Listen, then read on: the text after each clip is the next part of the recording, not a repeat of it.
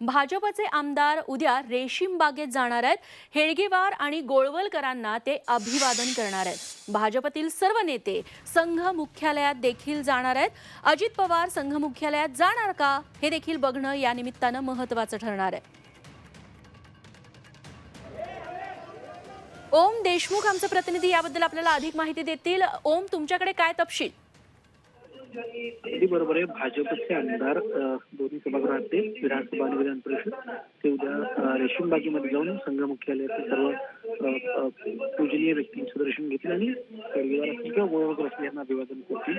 यामध्ये महत्त्वाचा मुद्दा असा आहे की महायुतीतले घटक पक्षाचे जे इतर लोक आहेत, शिवसेना असेल किंवा राष्ट्रवादी काँग्रेस या पक्षातील आमदार उद्या रेशीम बागेत जाणार का आणि संघ मुख्यालयातील या सगळ्या मंडळींना अभिवादन करणार का हा प्रश्न महत्त्वाचा आहे। कारण नागपुरात हे अधिवेशन होते आणि नुकताच फडणवीस सरकारचा शपथविधी देखील पार पडलेला आहे।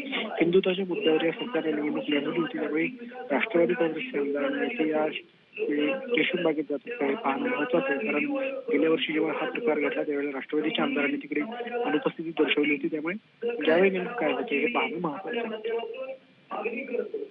ओम, धन्यवाद तुम्ही दिलेल्या सगळ्या तपशिलांबद्दल। बॉडीगार्ड